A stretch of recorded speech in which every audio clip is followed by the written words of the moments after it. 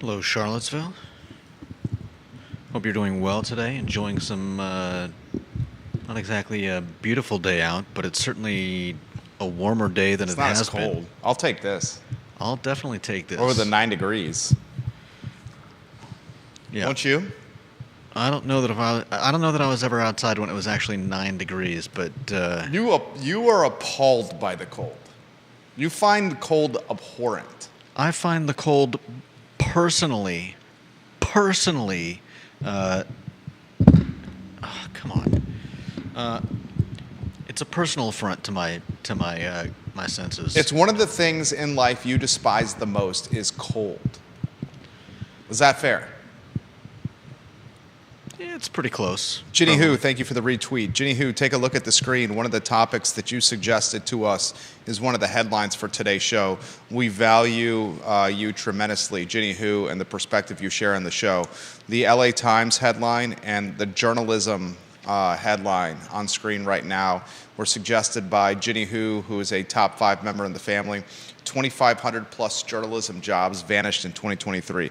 What is a good temperature setting for a house or an office?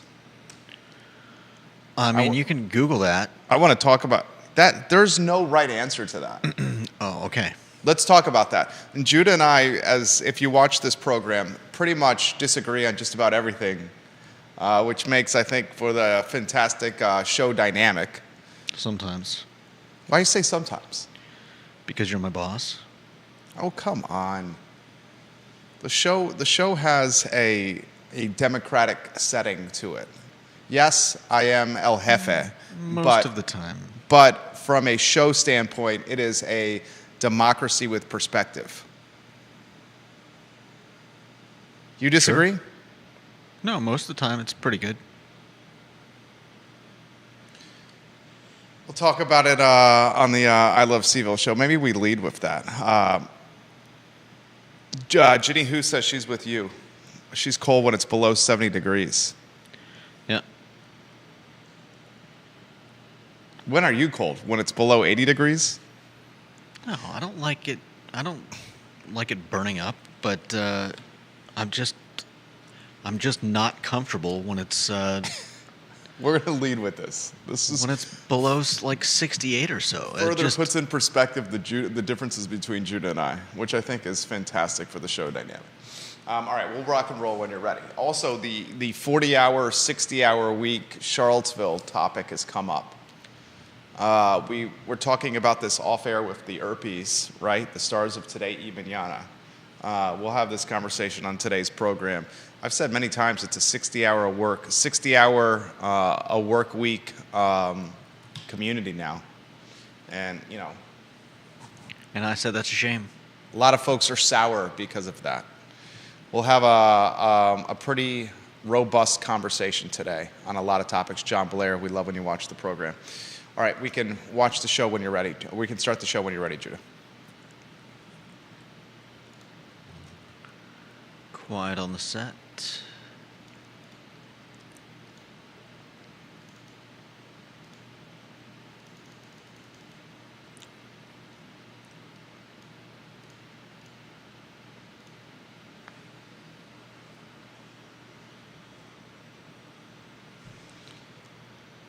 Welcome to the I Love Seville show, guys. My name is Jerry Miller. Thank you kindly for joining us live in downtown Charlottesville in our studio on Market Street in the Macklin building.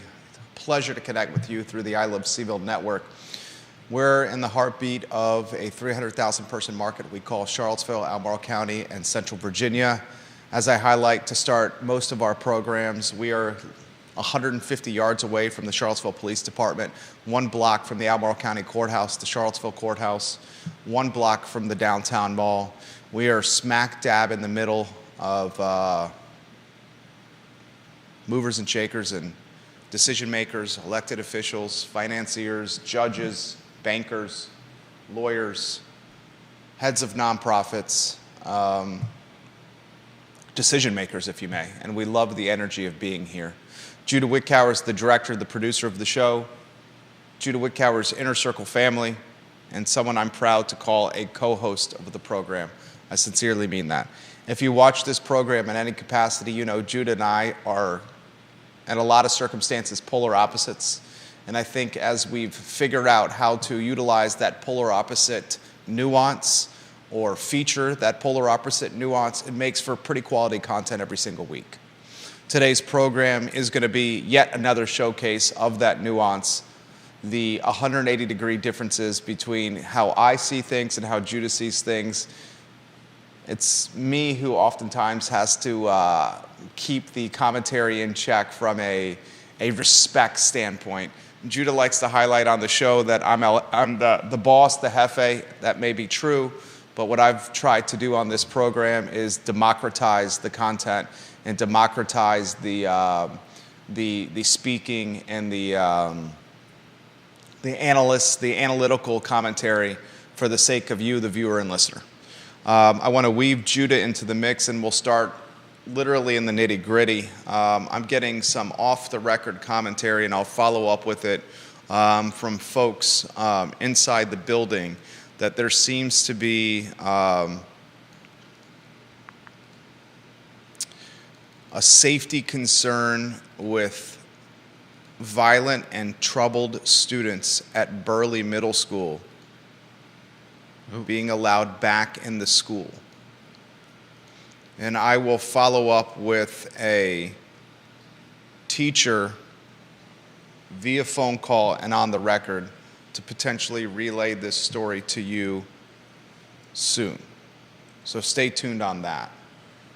You, Judah, 67 degrees the thermostat says. We just had the diagnostic and tune-up on the HVAC unit today, thanks to Glenn and Clyde Smith HVAC and his colleague Kenny, who were here at 8 a.m. this morning. Always professional, Clyde Smith HVAC. That's who we utilize here in the Macklin building and outside the building at home and some of the rentals. 67 I find very pleasant. In fact, I'm starting to perspire right now. My sleeves are rolled up. I have no undershirt on, and I think I'm probably going to unbutton the top button here. Judah, the odd couple here, Judah and I, what is the attire for today? Is there an undershirt under your button-down shirt? Yeah. Is it a long sleeve undershirt? Yeah. Is it short sleeve? It's long sleeve. Oh, it's long sleeve. It's just like a Henley.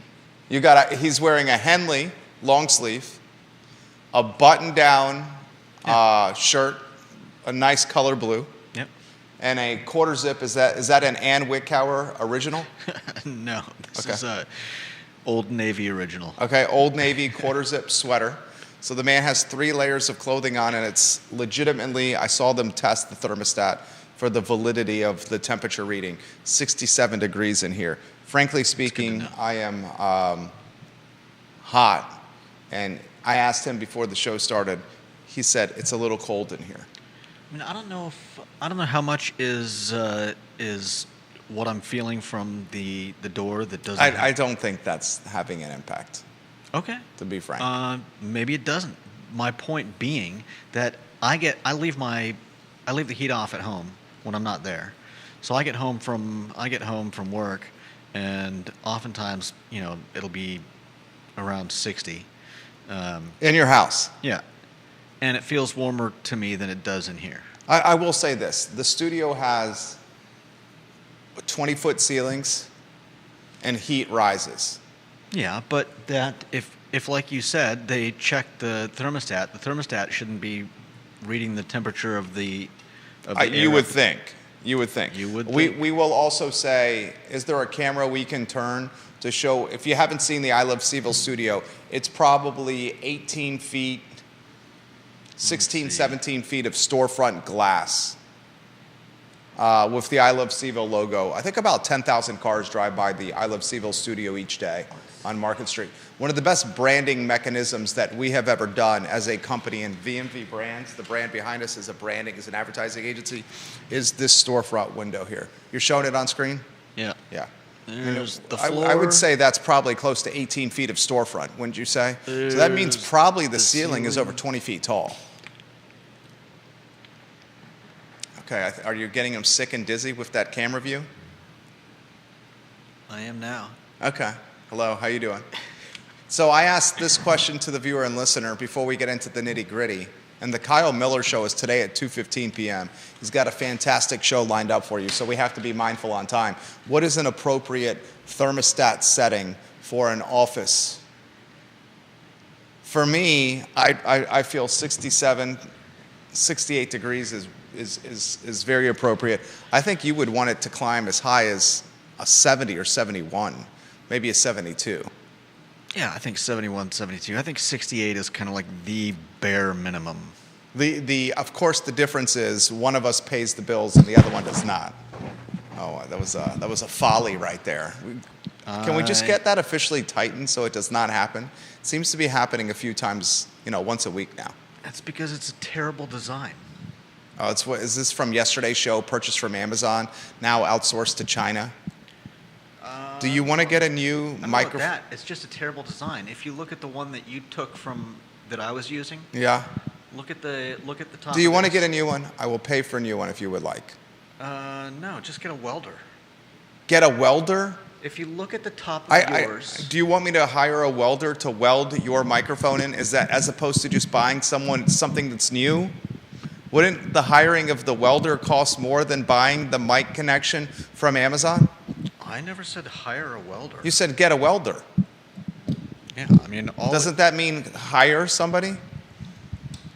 Not necessarily. Who would do the welding then? It's not like.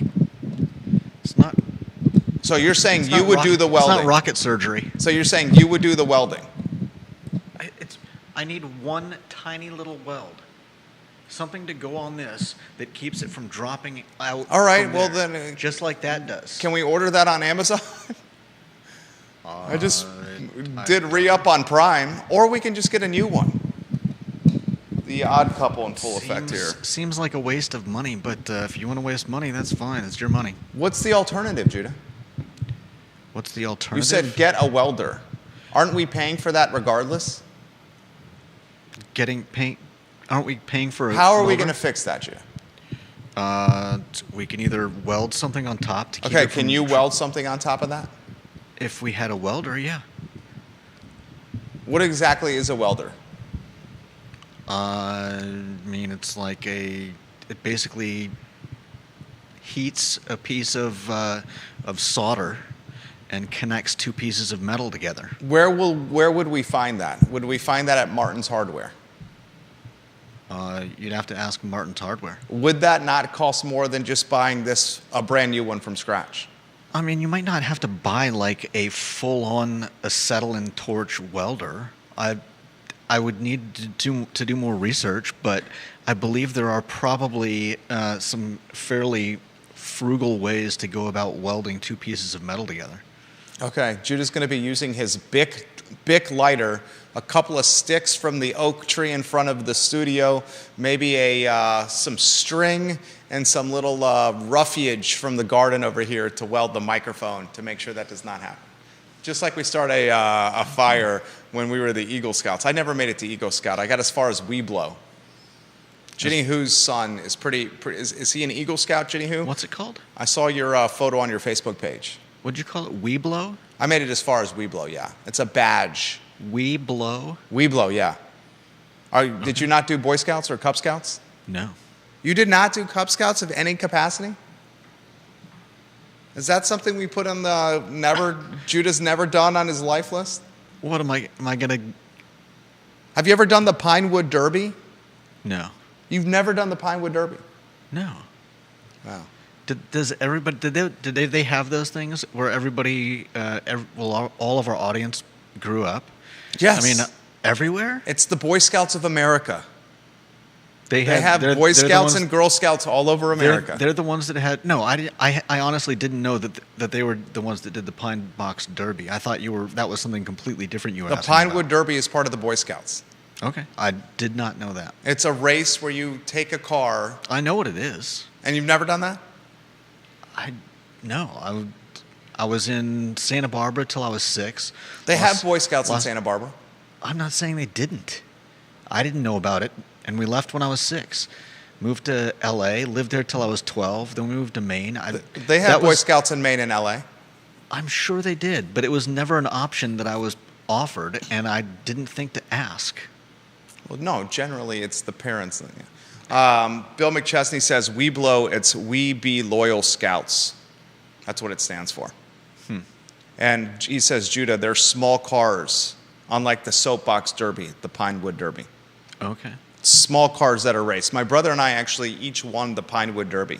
So, I mean, you're talking small like this? Yeah. Okay. And then they have to be a certain weight. You can customize them with paint. We chose to glue pennies to the bottom of it to make it a certain weight. Then we took our Pinewood Derby cars, my dad, my brother, and I, to the grocery store and it was very ceremonious. It was a bonding opportunity for my father, my brother, and I. We took the cars to the grocery store, to the vegetable, the hanging weight, and we put them in there to make sure that they were underweight. And then my brother won it. I think he was at the Cub Scout level. I believe I was at the Weeblo level. And we still are very proud of that story, my dad, my brother, and I. It comes up over the holidays. The time an accountant, a CPA, and two Rugrats swept the Pinewood Derby. What was that, circa like 1989? I would think you would want your child, if you have a son, to be in the Boy Scouts, at least to start to a certain point. I wouldn't, yeah, I certainly wouldn't have a problem with it. I think it would be great. What is it? I mean, I loved tromping around, whether it was, I didn't do quite as much in Santa Barbara. Being 6, I mostly just went across the street to the park, but LA used to go all over the place. Once we got to Maine, oh man, there were woods, travel through the woods and the cemetery to get to this industrial parkway where there was a comic book shop. Nothing like growing up in Maine where your playground is the cemetery and the industrial park. Exactly. Do we settle on what is a good temperature for an office? I don't think we'll ever settle on that, but I You think we prefer agreed that 72. I'm going to go 67. 71, 72 would be good. Conversation we had off air with the Earpies, you and I, about inflation and Charlottesville's escalating cost of living. This is just conversation that you and I thought would make good show topic fodder. If you want to put the headlines on screen, that would be great, and we will get to them here on the Thursday edition of the program. Inflation is down, but the effects remain in Seaville.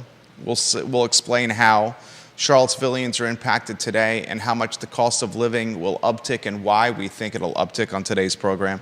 I also want to discuss Ginny Hu's suggested topic of the LA Times laying off 20% plus of its newsroom. And according to one report, more than 2,500 journalism jobs have vanished, Judah, in 2023. Is that from the AP News? Yeah. Yeah, that's what I'm seeing. Estimated 2,681 news jobs. That's to be exact, 2,681 were lost through the end of November. of 2023. That is a boatload. Yeah. LA Times, one of the world's most prestigious periodicals, has just laid off 20% plus of its newsroom staff. The photo department was gutted. The Washington bureaus were gutted. The sports department were gutted. The institutional memory laden, gutted. and the reporters with institutional memory were the ones that were canned because they had the high paychecks. We'll talk about that on today's program. Tacos Gomez has opened a brick and mortar location. I know the Tacos Gomez family extremely well. Kevin and Miguel, brothers that you often see working the Tacos Gomez food truck. Which one is the one that's usually at the window taking orders? They alternate. I've only ever seen one guy. Well, I wasn't there And when you were there. I mean, every time I've ever gone there, there's only ever been one guy. Yeah, Kevin and Miguel often work there. If they're not on the window, that's probably Miguel. They're working at the back of, making the Dick food. guy's one of the nicest guys in the world. That's probably Miguel. And he loves Laza too, so. Both those boys, both those fellas are racket aficionados, standout racket players, racquetball, squash, fantastic athletes. I know those guys well. And how about that Virginia basketball victory last night against the Wolfpack in overtime? The odds to make the big dance for Tony Bennett's boys have certainly improved. Sean Tubbs, this is a perfect topic to start the program. If you want to put the first headline as a lower third on screen, Sean Tubbs is the president and publisher of the Charlottesville Substack. Is it Town Crier Productions? Is it the Charlottesville Substack? What is his brand? I know it used to be Town Crier Productions. Okay, so he's the president and publisher of Town Crier Productions. He has today this story out. Real property assessments for 2024 should come out in Charlottesville on Friday, which is tomorrow. He says that he's going to be following very closely to see if we're going to have a double-digit assessment increase in Charlottesville like we've seen in years past. A double-digit assessment increase at the same time that the city, you can make an argument, is spending money on or is allocating money on things that don't necessarily keep taxes in check. A lot of folks raised eyebrows when council voted 5-0 to take the American Rescue Fund money that was earmarked by the federal government and sent to jurisdictions for economic stimulus. That sat in an account in Charlottesville, was not utilized for economic stimulus during the pandemic to help small businesses out. If you help small businesses out during a pandemic, what's the cause and effect of that? It's going to mean more tax revenue generated. Instead, the city let that $4 million stay in account, and now in 2024, which is more than 2 years removed since the COVID pandemic, the money is going to be allocated to purchase buildings, 2 of them. I think you have the Google Maps and the Google Street photos that you can put on screen.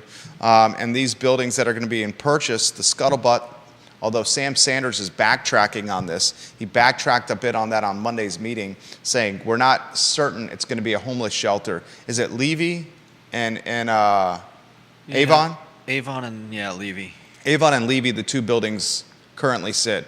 He backtracked a little bit on Monday's meeting, saying it's not a done deal that it's going to be a shelter, but our little birdies say that is the case. Charlottesville Tomorrow certainly reported that. Belmontonians were speaking in Monday's meeting against it. So my point is this: it ain't going to be cheaper to live here.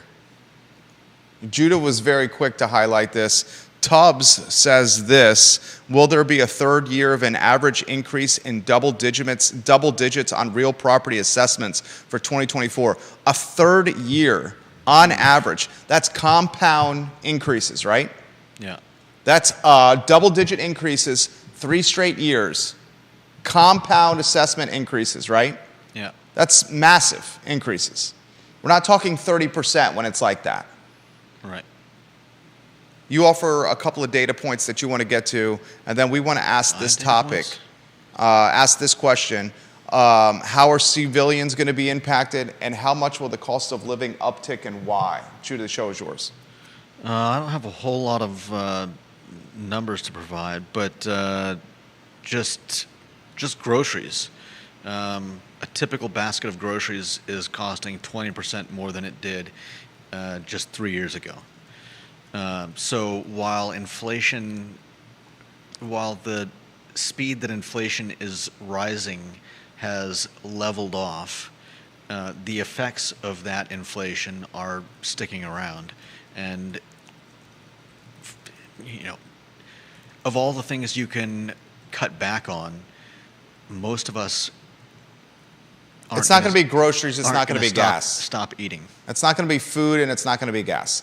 Yeah. The primary taxes of people are food and gas. Yes, we get taxed by Charlottesville. Yes, we get taxed by the Commonwealth. And yes, we get taxed by the federal government. But we eat every day, and we drive our vehicles, most of us, somewhere every day, and they need fuel. Yeah. So when those uptick in price, that stings immediately. Yeah. And Charlottesville is not Charlottesville and Albemarle are you not... speaking really softly? No. Okay. Some folks are saying that. Charlottesville and Albemarle are... I'll turn myself up a little bit. Maybe just slightly? This isn't a walkable city. This is not a what? This is not a walkable city. Some would say otherwise. Natalie Alstrand would say otherwise. She wants to have a road diet. She wants it to be otherwise. And there are certainly parts that are walkable, but I think I don't see it the way I see some of the walkable places that I've been. It's just Yeah, there are parts of it you can walk around downtown Charlottesville, sure, but if you want to go from downtown Charlottesville to Which part of Charlottesville City is not walkable? The city specifically. I think it would be extremely difficult for you to walk on High Street, for example. Yeah, definitely. Where else in this city would we find to be extremely difficult to be able to walk places? I'm sincerely asking that question. I mean, obviously, 250 kind of cuts across the middle of everything. But you don't necessarily have to walk 250 to get places. No, you don't. But if you want to get to the other side of 250, where do you go? You have to walk somewhere that crosses 250. I think Charlottesville is more walkable than people give it credit for. Okay. Could it improve its walkability? Yes. Can bike lanes be improved? Yes. Can safety for pedestrians and bikers be improved? Absolutely. Is Natalie Oshrin's idea of a road diet, which she's basically proposing the narrowing of roads to promote vehicle safety, is it on the cusp of Looney Tunes? Yes. Are folks that make the argument that it's no need to eliminate parking requirements, and eliminating parking requirements is a great idea for a jurisdiction? That's a good idea? No, that's not a good idea. Eliminating parking requirements is bananas. We're still not a society that it's not going to position or prioritize owning a car. Yeah. You want to eliminate parking requirements? Take a look at Belmont on a Friday night or a Saturday night when Tavola and Mockingbird and the local are hopping, and Mas Tapas are hopping with patrons. If you're a Belmontonian on a Friday or Saturday night, you have hundreds of additional vehicles in your neighborhood, often blocking your driveway.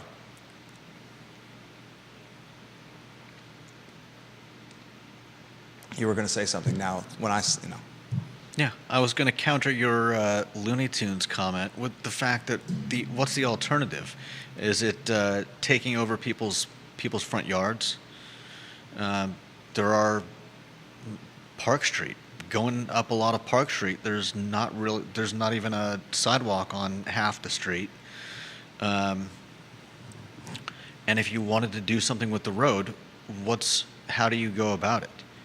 You can't just take 10 feet of someone's front yard, can you? I think her alternative is reasonable if you really want to do something with the roads.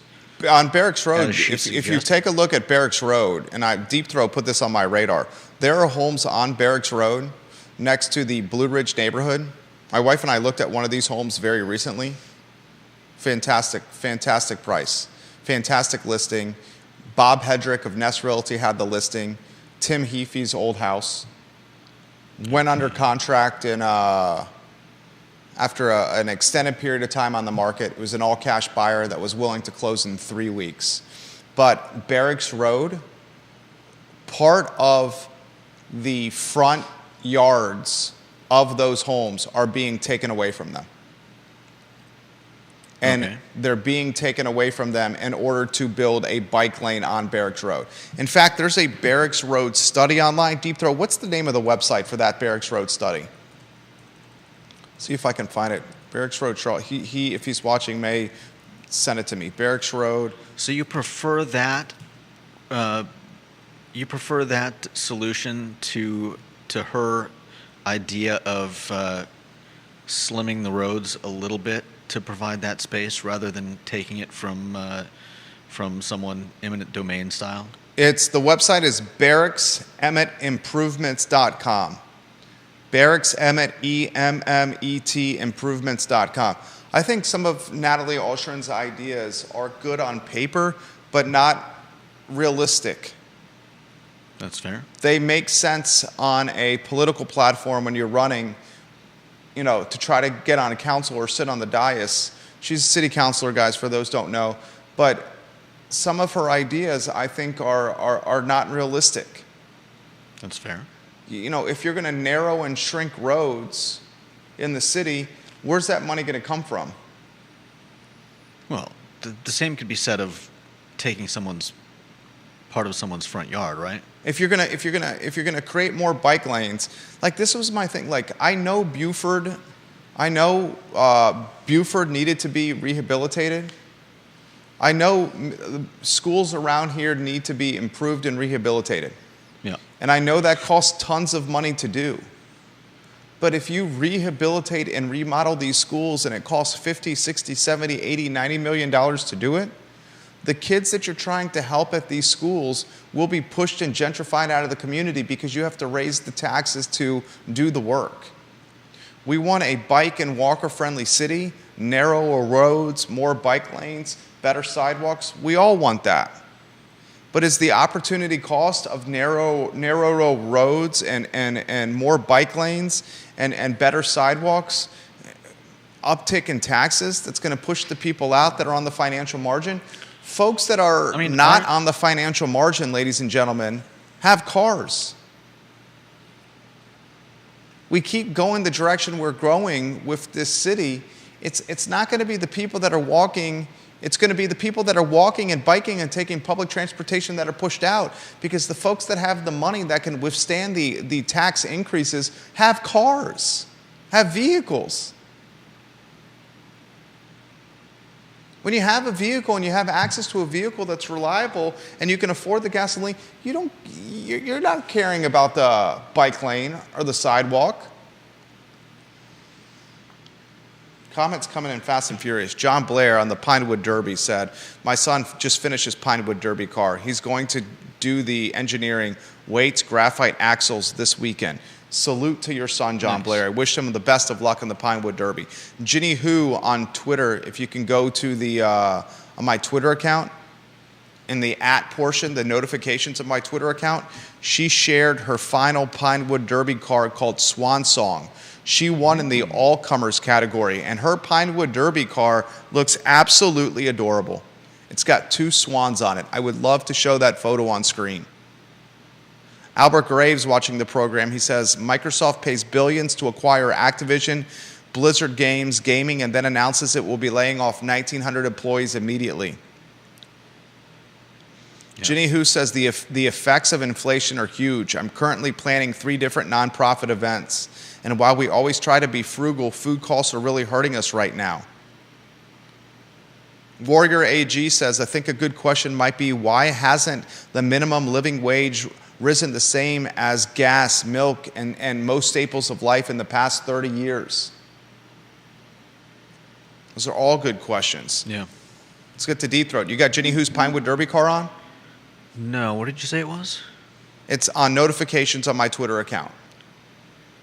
Okay. Gotcha. And she shared it there. Let's get to number 1 in the polls. And we need to get some photos on screen.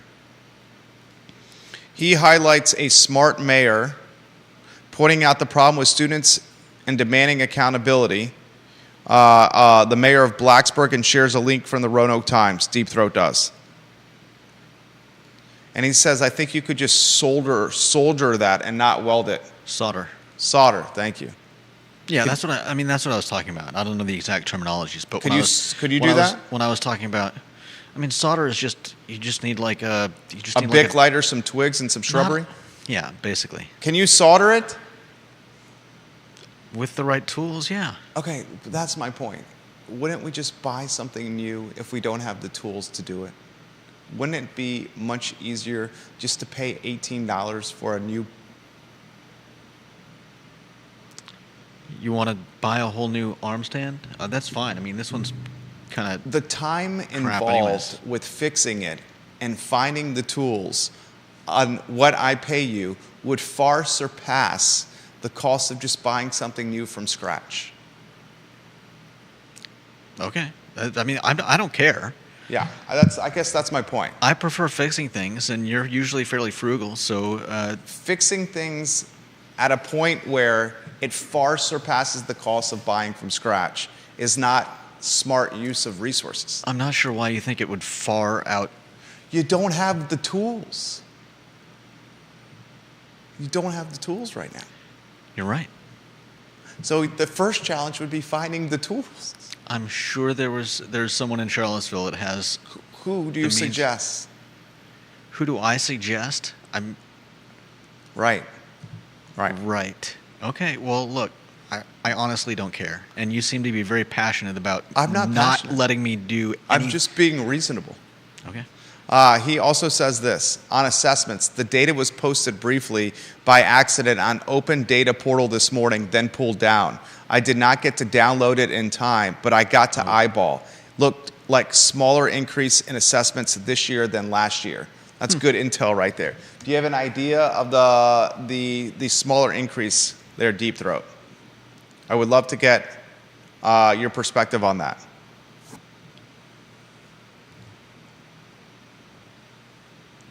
He says, my time is worth a lot in the open market, and it would always be more sensible for me to hire somebody. But come see my boiler room with my custom wired relays that took up an entire Saturday to do. Nice. And he says the few houses he checked were a 5% increase on the assessments. So 3 years of double digits, and then this particular year, a 5% increase.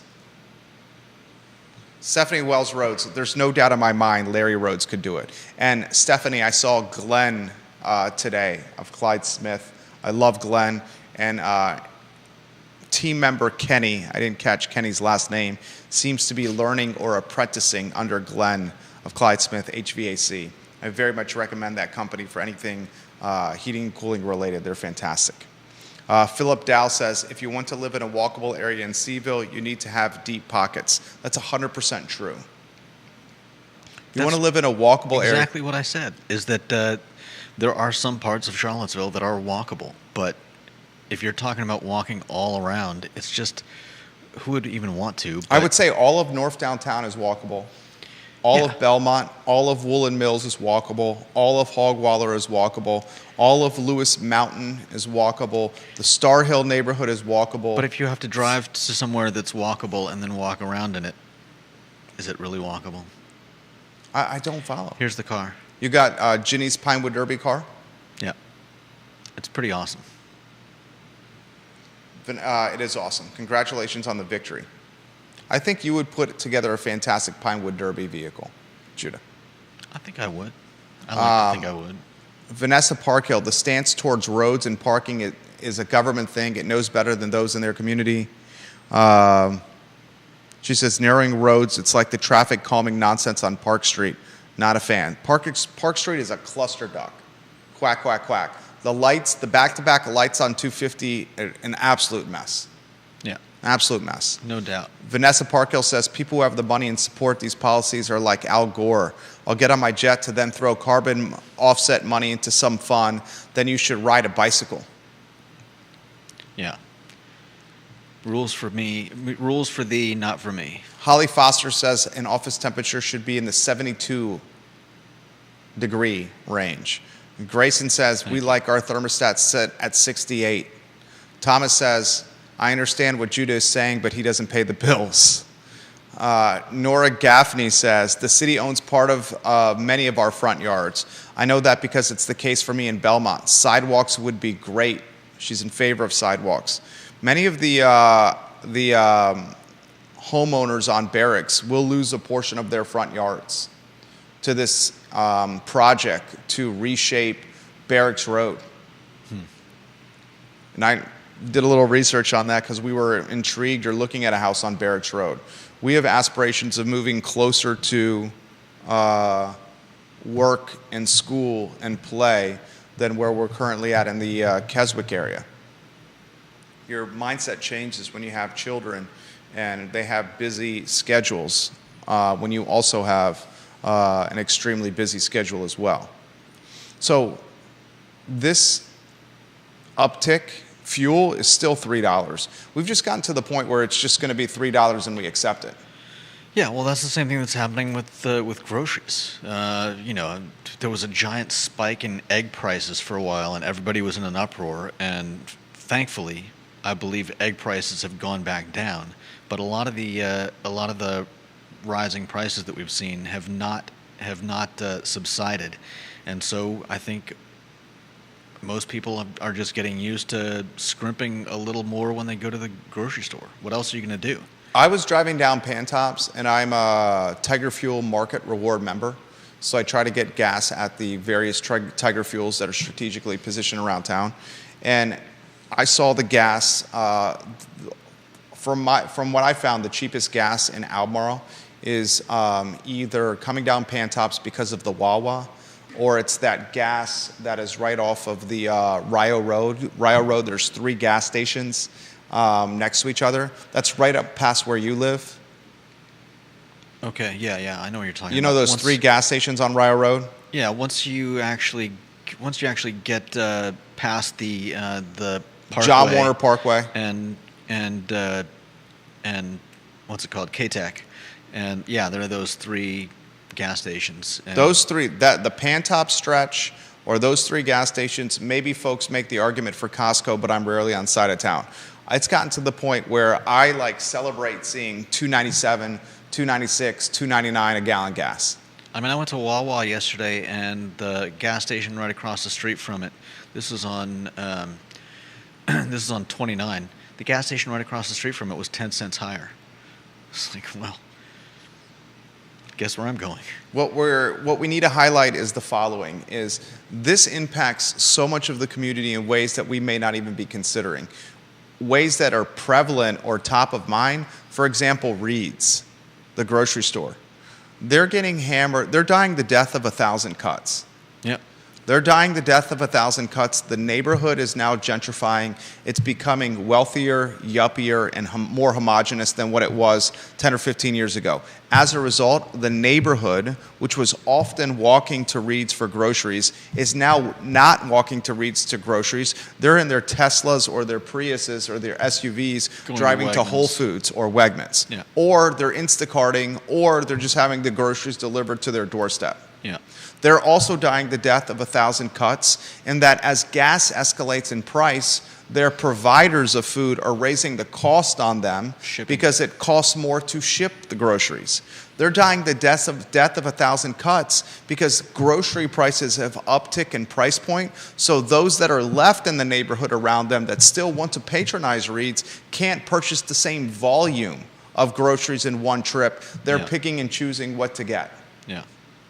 That's a top-of-mind example. Yeah. That's very sad. Another top-of-mind example is what's happening with the Daily Progress in the news business. We've talked about that a few weeks now. Mm-hmm. I would make a legitimate argument, and I want nothing more than the Daily Progress to survive. I sincerely mean this. Yeah, they create content for us to talk about on this show. I want them to survive, okay? But here's the point. You look at this model where it's a paywall for content, and you see how few subscribers they have, and the data is present on the Lee Enterprises website. They have to release this information. Deep Throat said it to us the other day with a screenshot of how much it was. It was like 5,000 or 6,000 people subscribing to this. Yeah. He sent us the number. They have 1,000 unique visitors per day. That's meager. Meager. Actual subscription is like 6,500 people, and he's looking at the data here. You have 1,000 unique visitors per day and 6,500 actual subscribers, and then compound it, you have web browsers that are blocking ads that are showing up on their site. Well, when you... What are you selling here? Yeah. Well, when people go to a website enough times and get told that you can't view what they've got unless you get a subscription, of course your numbers are going to go down on a daily basis, because it's not like people are continuing to go to the website hoping to find something. They're just, I'm not paying for the Daily Progress, so I'm just going to stop going there, because there's no point in going to the website if I'm just going to get hit with a pop-up that says get a subscription. He says they're TikTokers who record popping their own zits who get 10x the unique views. I mean, yeah. It's true. Oh, I know. It's just sad. I mean, the social content is cannibalizing something that we love. Janice Boyce Trevelyan watching the program. Do we have her photo that you could put on screen? My parents are on Social Security. They get a raise in their payment and charge more than the raise in their medical costs for Medicare. Our elderly are absolutely suffering here. And I'm not trying to be doom and gloom. Philip Dow, let's get his photo on screen, one of the key members of our family. Gas is definitely going up because of the situation happening across the seas. For safety reasons, freighters are having to travel much further distance. This includes food. Absolutely. Yeah. I hate to tell you this, but you're going to have a population uptick here, and I've highlighted why a number of times on the program. That is thousands of incremental people earning higher than the $123,300 according to HUD per household median coming here, further driving the cost of living in this community. And that's going to happen in the next 5 years. UVA straight up said that will be the biotech school is going to have that impact. On the record, 2,000 to 3,000 new people coming, they said. I've said it on this talk show, and it's created bitterness and anger from some that it's not a 40-hour-a-week community anymore. It's a 60-hour-a-week work week community. And I said that's a shame. It's a shame, but it's reality. Okay. But you're talking about gentrification as though it's a good thing or as though you don't mind. I'm not talking about it as a good thing or a bad thing. I'm just talking about it what it actually is. Okay. You're basically saying that people can't live here anymore unless they have the better jobs. And I still say that's a shame. I'm not saying better jobs. I'm saying it's probably a 60-hour work week community. It's not whether better, it's about clocking the hours. What if UVA, we know UVA ain't going to go. That's a shame. We know UVA is not going to go away, right? Yeah. We know UVA is attracting more people here, right? We know Amazon's going to attract more people here, right? We know Northrop Grumman's going to attract more people, right? We know that people can work remotely and hybridly now and are leaving higher cost of living areas to come to a place where they spent the best 4 years of their life, right? Something like that. The writing is on the wall. If you build it, they will come. Was that James Earl Jones? Was that Kevin Costner or Shoeless Joe Jackson? I think it's if you build it, he will come. I'm changing it to if you build it, they will come to Charlottesville. And it is a shame. It is a shame. But eventually we have to be true to ourselves and real with the reality that is today. Well, I think eventually the reality is going to be that Charlottesville is not going to end up on best of places any longer. I think that's probably true. I think that's probably true. And that's why I've said multiple times that Charlottesville will become the menage a trois birthed child of Austin, Texas, Aspen, and Greenwich. That's what Charlottesville's going to become. Vacation resort, high education, wealthy suburb.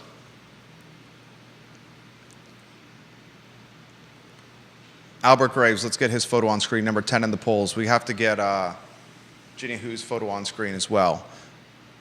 Albert Graves says, what's happening with Reed's is a microcosm of exactly what is happening with the local housing market. Well said. I'm gonna retweet that. I'm going to retweet that from Albert Graves. You want to unpack what he just said there, Judah?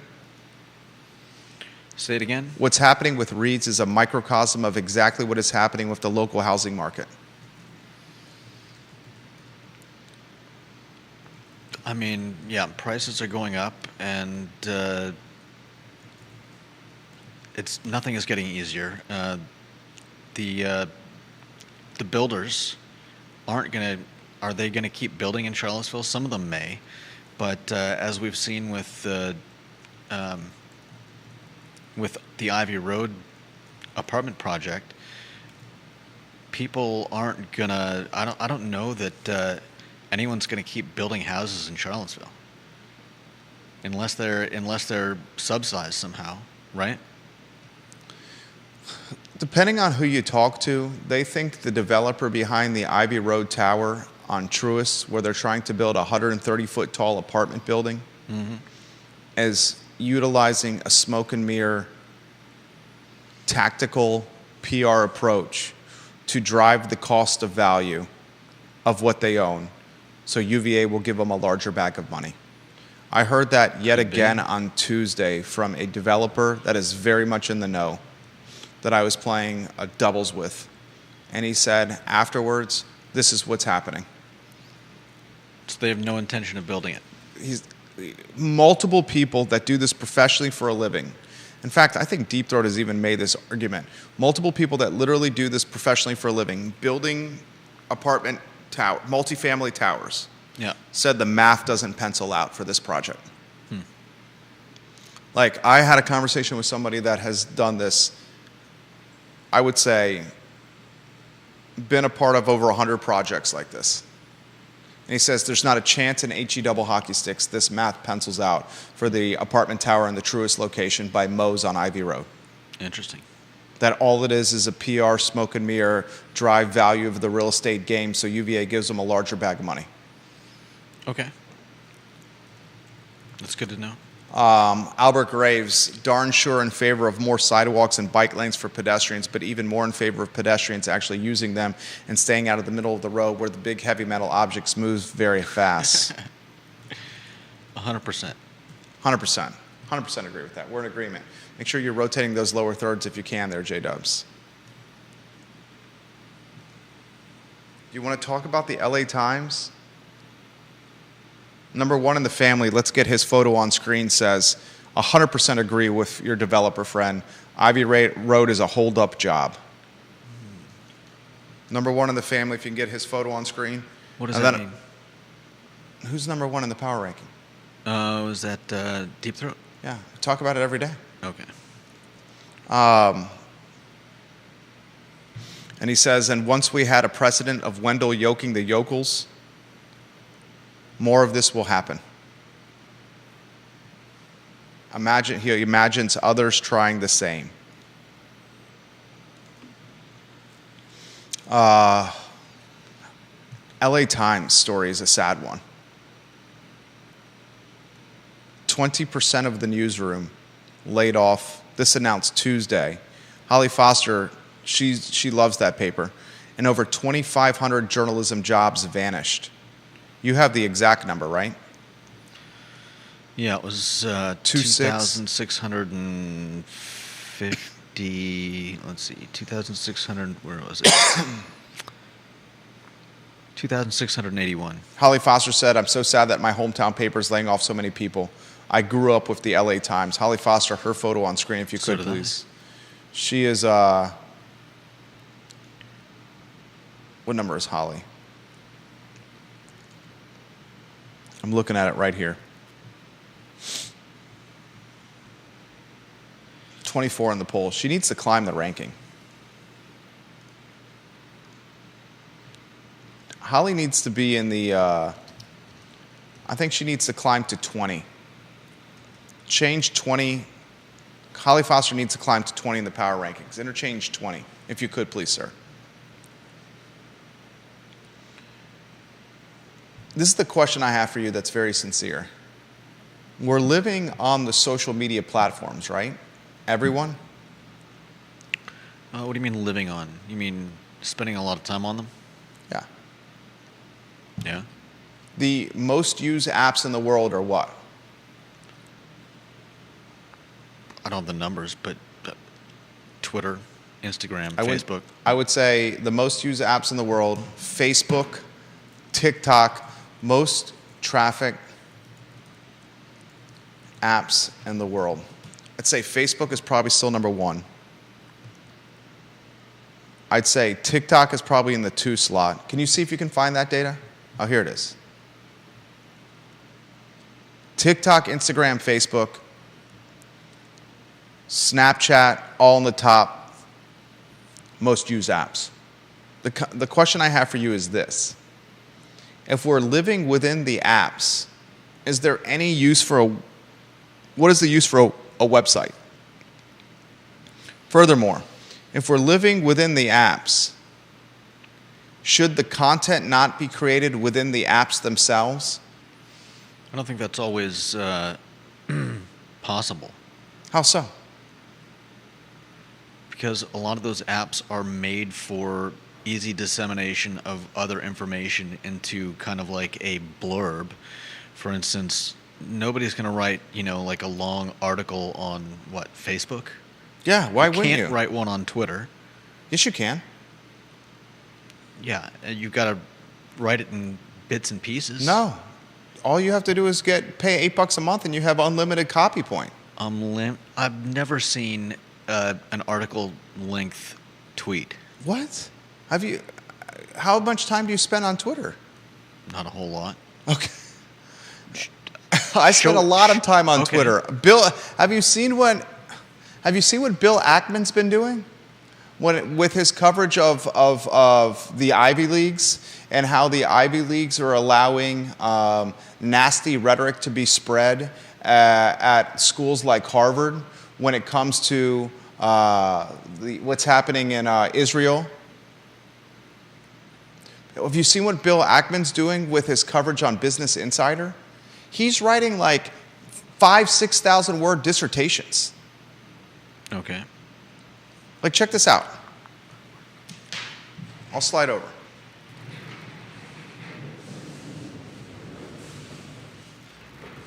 Right here. Let's get a good one that he's done here.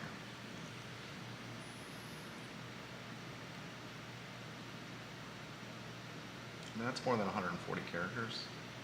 Yeah, I wouldn't call it an article, though. No. Let me get you a good one where it's an article. Especially on his Ivy League content. I mean, he's got some that are thousands of words. My point is, wouldn't you just publish the content on the social platforms themselves? Wouldn't you just publish the content on the social platforms themselves? You might. Some people have websites for different reasons. I mean, you've got your about pages, your contacts, you've got advertising, whether or not it's effective. But you can still do all that on the social platforms. Like, you can look at what Kim Kardashian, bad example, but look at what the Kardashians do with sponsored posts on their Instagram accounts. They charge millions of dollars for one Instagram account, one Instagram post. They're kind of in a unique position, though. Not everybody can. You have micro influencers that are doing the same. We do it for I Love Seville. We're not charging millions of dollars, but one post we can post on I Love Seville, depending on what they want to post, is X amount of dollars. Yeah. I mean, I guess my point is the evolution should be within the apps themselves as opposed to paid walled websites. Look at the media companies that are laying people off. They are media companies for the most part associated with standalone or breakout websites behind paywalls. Okay. If those media companies instead created the content within the apps themselves and built a community at scale within the apps themselves, and then use that community at scale to monetize with ad placement and position content with there, that would be a much better play than a standalone website behind a paywall. Does that make sense? Like, let's put this in perspective. What would you think the Daily Progress has from an Instagram following? No idea. It's a few thousand. Daily Progress has 4,751 followers. What do we think NBC 29 has?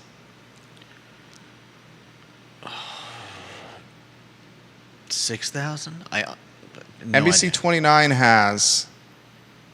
They have not done a post. The NBC 29 local NBC affiliate down the street has not done a post in over 3 years. And NBC 29 has 1,589 followers. Wow. They haven't done a post in over 3 years on their Instagram account. That's pretty crazy. It's just, they haven't evolved into where the eyeballs are. Put it in perspective. What does I Love Seville have following wise on Instagram?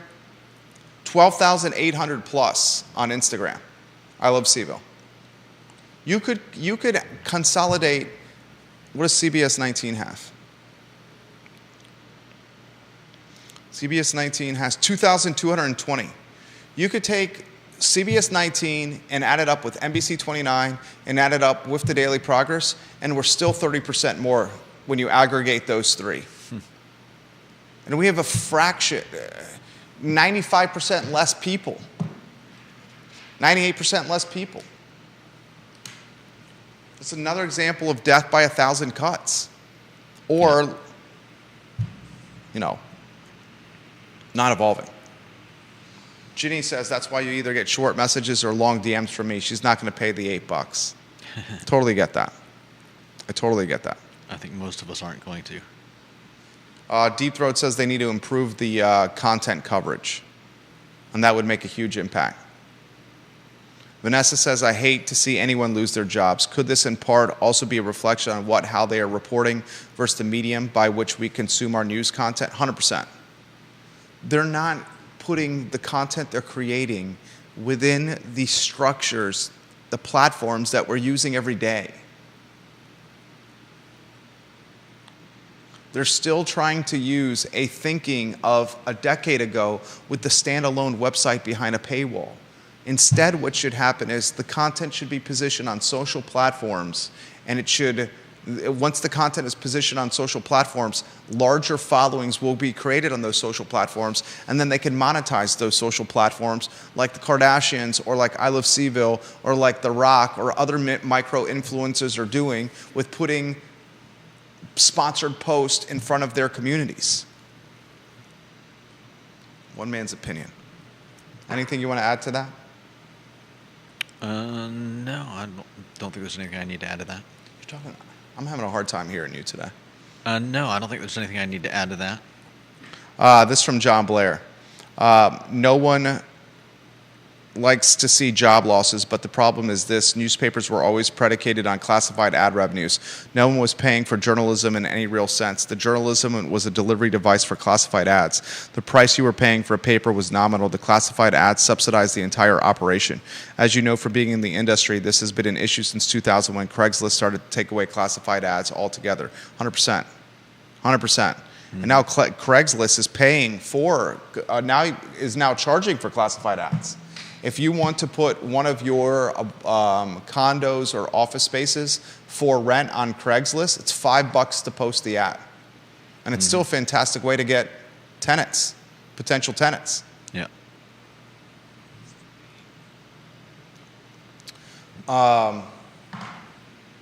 Tacos Gomez, you want to highlight that? That was your idea? Oh yeah, I love those guys. It's a shame that they're going to be. I mean, I'm not. I would love to go there for dinner, and it's not going to be a dinner place. So I find that disappointing. But I'll always have the food truck. They're opening up right next to. I think it's where Doodle's Diner used to be. Papa John's across the street from their food truck. Yeah, next to Papa John's. Great little spot. I mean, right on 250. It's actually genius because their food truck is across the street, and they're going to capitalize with 2 points of sale. They close the brick and mortar early and then have the staff go from the brick and mortar over to the food truck to help with staffing as it gets busy around dinner time. Yeah. So the Gomez family, and I know Miguel and Kevin extremely well, take the brick and mortar across the street, which they got probably at a fantastic price. They staff it for breakfast and lunch, close it in the 2:30 vicinity, and then head across the street and serve the dinner rush. Yeah. It's a local family literally having success. And if you have not had the Tacos Gomez tacos, you are missing some of the best tacos in the area. Amazing everything there. Tortas as well. Or are they called Samit? What do they call them? I just get the tacos. I usually do too, but one time I just had I impulsively tried the sandwiches, and they're better than the tacos? Tacos are my spirit animal. I could eat tacos every day of the week, but their sandwiches are off the hook good. I'll try it on your recommendation. I'll try it. I appreciate that suggestion. Did you see the Virginia basketball team get the victory last night against NC State in overtime? It's pretty amazing. What's that? Did you like it? They're doing well again. No, I didn't watch it. You did not watch it? No. Oh. Where would I have watched it? Tortas. Online? Okay. No, They won. That's great. They beat NC State in overtime, and they've improved their chances of making the big dance, Nice. the NCAA tournament. He has now found a new dynamic for his ball club with the emergence of Jordan Minor and Dante Harris recovering from an ankle injury. This team has toughness in the interior. Minor is a beast on the offensive boards. And Dante Harris is offering another ball handling option. And how about Tane Murray last night off the bench? They beat a quality NC State team. Did you know UVA has the longest winning streak at home in the nation?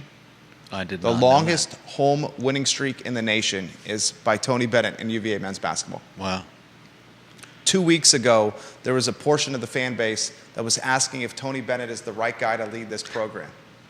Now he's changed the dynamic of the team with one player recovering from an ankle injury and the other one finally getting assimilated after transferring from a lower level division of basketball play, coming and figuring out the pack line defense that's Jordan Minor and playing fantastically well inside. Do you think they make the big dance? I'm the wrong person to ask. Well, what's your hunch? Sure. You think they can make the big dance? I have no idea. I think they make the big dance. I'll say yes. I think They'll they make the it, big but dance. I think they're dancing in March. It is not even an educated guess for me. You made the right guess, though. Apparently. I think they're dancing in March. And I'm going to also try your sandwich suggestion. I will try it in the next few days. I may have to stop at the food truck tonight because Let's make a deal. We'll make a deal. You try. You watch. When's the last time you've watched a UVA men's basketball game? Does never count? You've never watched a UVA men's basketball game? You're talking about on TV or online? Like a whole match? It's a game. Match A is game? soccer.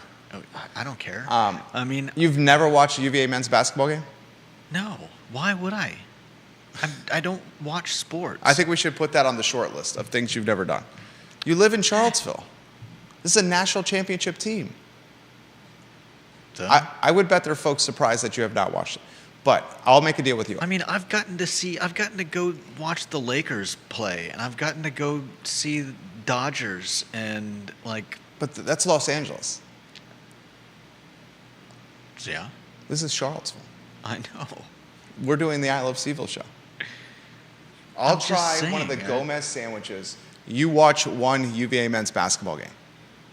That doesn't sound like an acceptable trade-off. How come? Because that's like, how long is a game?